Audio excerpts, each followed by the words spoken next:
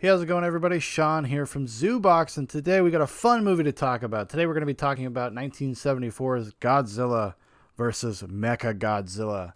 Yeah, so my son is obsessed with Godzilla right now. So what that means is we have been watching a lot of Godzilla. Like you see the other day, we talked about Godzilla '98. For some reason, I started off on an awful foot for him.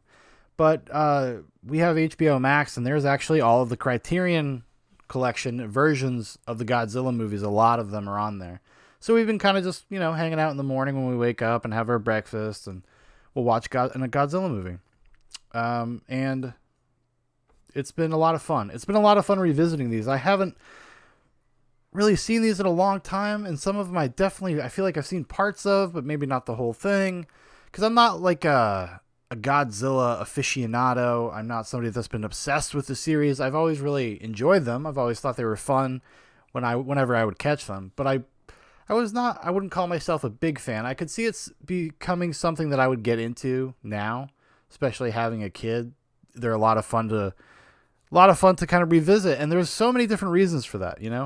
It's a interesting amalgamation of all different types of genre stuff mixed in with very specific kind of cultural notes from where it's made, from Japan. Because as the story goes, if you know about the first Godzilla, I mean, that came out not that long after the first nuclear bomb dropped on Hiroshima. And there's that's something that reverberated through that society, that culture, for years, still does to this day.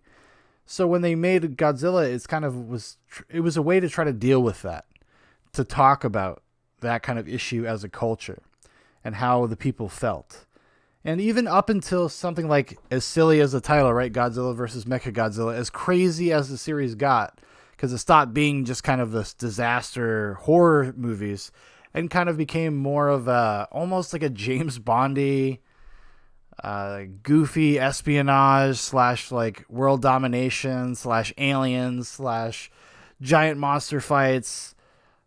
It just became something completely different, but it does maintain kind of the spirit, this allegorical spirit that I think the series had throughout the Showa era. And as going through and watching some of the other movies, it's always there. It's always present. There's always something a little bit more. When this came out, it was actually in 1974. A lot of people, I think, kind of missed the point of this, and it was noted that people missed a lot of what the movie was getting at because it deals with Japan and Okinawa, and it just came out amidst the Cold War, right after the Cold War. So this was kind of like their commentary on that, and where you have kind of these anxieties about war, and then there's their cultural beliefs and kind of intersecting. And it's really interesting from that perspective. It gave me way more than I expected. I expected it just to be a stupid, goofy monster movie. I did not expect to get something kind of richer out of it. And I was surprised. And the crazy thing, and the thing I love so much about these and going back to these, is the way that these movies balance their tones.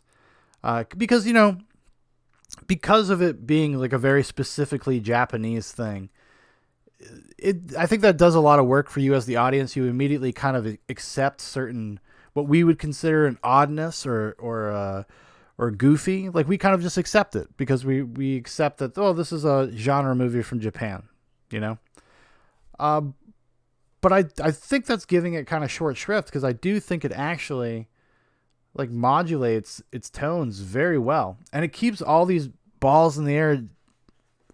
Like, I'm going to repeat myself.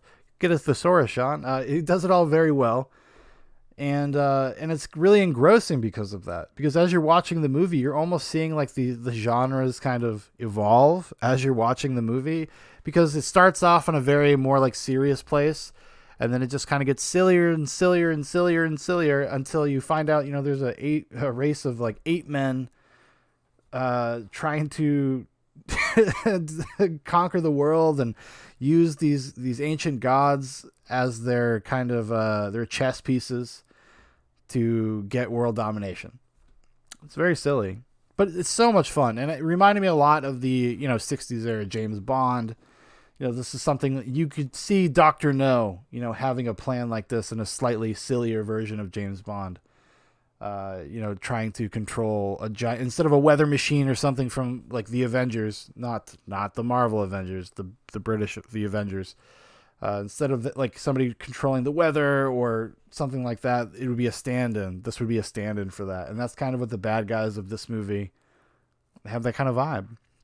And it was a lot of fun. I had such a good time. Even my son, obviously doesn't speak Japanese, can't read subtitles. I was reading them out loud to him, but he was kind of just captivated by the visuals of the movie. It's an incredibly cool movie to look at. Just the production design is really cool, just on a superficial level. The sets are cool.